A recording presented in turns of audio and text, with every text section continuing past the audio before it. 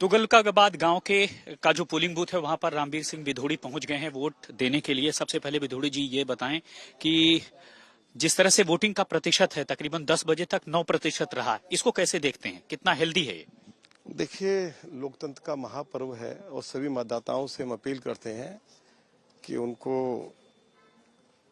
अपने मत का प्रयोग करना चाहिए। मतदान भारी संख्या में हो, उसके लिए हम सभी लोग प्रयास कर रहे हैं और जैसे जैसे दिन आगे बढ़ेगा तो लोग बड़ी संख्या में वोट करने के लिए निकलेंगे। अरविंद केजरीवाल ने अपील भी कर दिया है कि वोट उनको दीजिए जो कि भ्रष्टाचार न फैलाएं। नहीं, मैं अरविंद केजरीवाल जी से पूछना चाहता हूं कि 8 साल से उनकी सरकार है।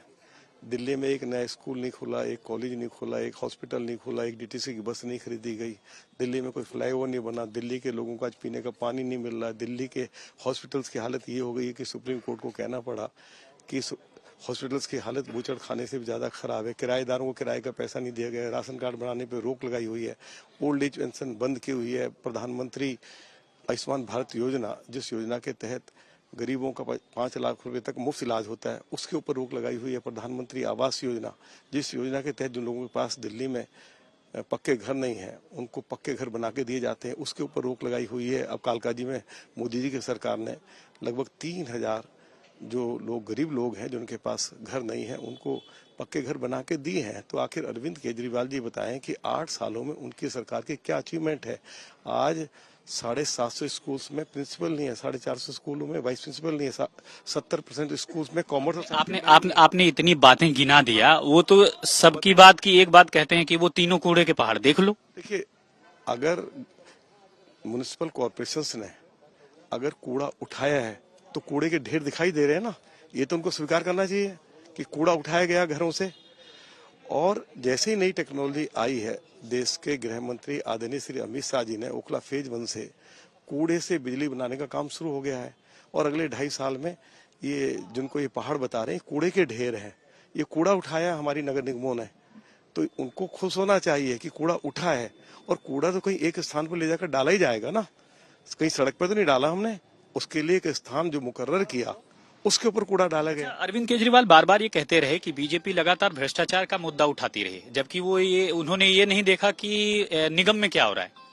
देखिए, भ्रष्टाचार की जहां तक बात है, नई एक्साइज पॉलिसी में करोड़ों रुपए का भ्रष्टाचार हुआ है, हजारों करोड़ रुपए का, ये तो स्पष्ट हो गया है। ये तो शराब के ठेकेदार कह रहे हैं कि जो कमीशन 2% से बढ़ाकर 12% किया गया, उसमें से 6% जो है वह पैसा शराब के ठेकेदार को जेब में गया, 6% इनके मंत्रियों की जेब में गया। आपका जल बोर्ड हो उसमें घोटाला हुआ, बिजली में घोटाला हुआ, जो स्कूल्स में जो कच्चे क्लासरूम्स बनाए गए हैं, शौचालय बनाए गए, उसमें लगभग 1300 करोड़ रुपए का घोटाला हुआ। ये हम नहीं कह रहे हैं, ये सीवीसी कह रही है।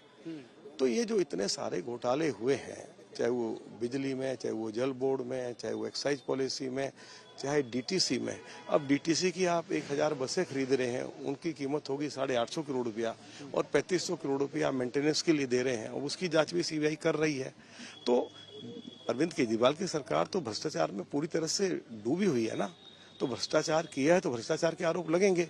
और नगर निगम की जहां तक बात है, नगर निगम के ऊपर भ्रष्टाचार के आरोप लगाते थे। आप हाउस का रिकॉर्ड उठा के निकाल लीजिए। मैंने हाउस के अंदर कहा कि अरविंद केजरीवाल जी, आप 2500 करोड़ रुपए का आरोप लगा रहे हो, 2.5 पैसे का आरोप यदि आप साबित कर देंगे तो मैं लीडर अपोजिशन के पद से इस्तीफा देकर अपने घर चला जाऊंगा। क्यों नहीं उन्होंने हाउस में बताया? अगर म्युनिसिपल कॉर्पोरेशन ने कोई भ्रष्टाचार किया है तो उनका हाउस है, उन्हीं की मेजोरिटी है, उनको जो कहना चाहते वो कह सकते थे।